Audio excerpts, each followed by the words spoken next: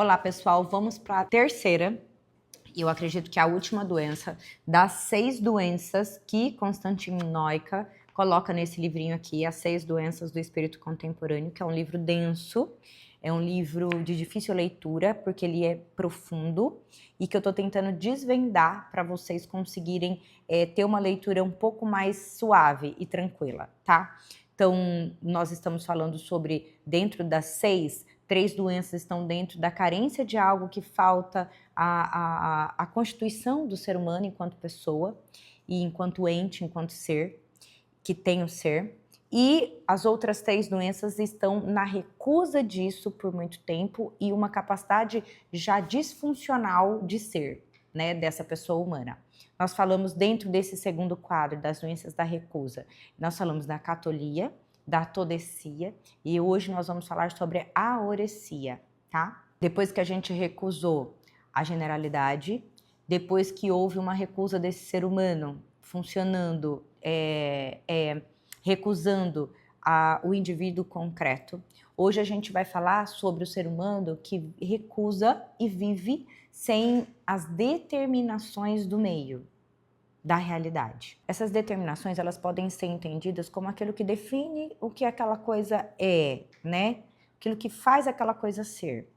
Então, por exemplo, o homem, ele é homem.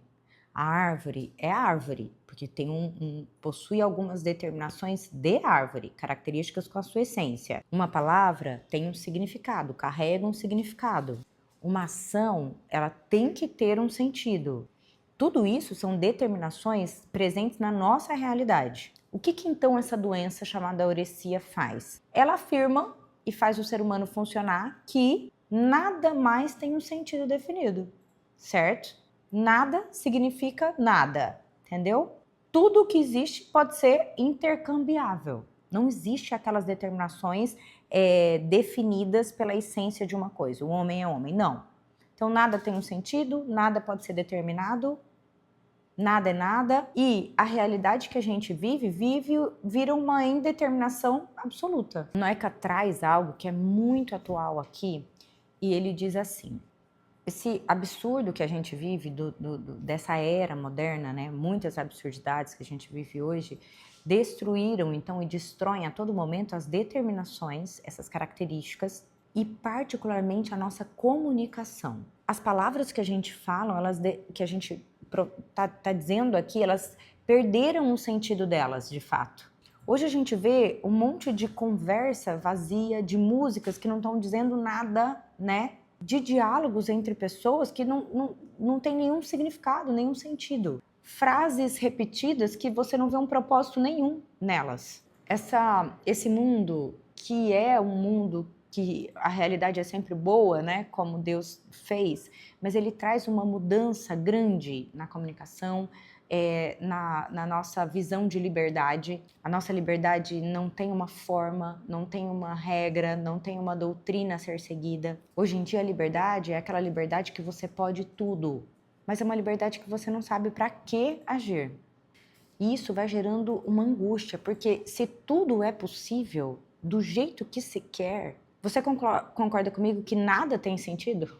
E essa verdadeira liberdade orientada, discutida e estimulada, na verdade, ela gera uma paralisia no ser humano.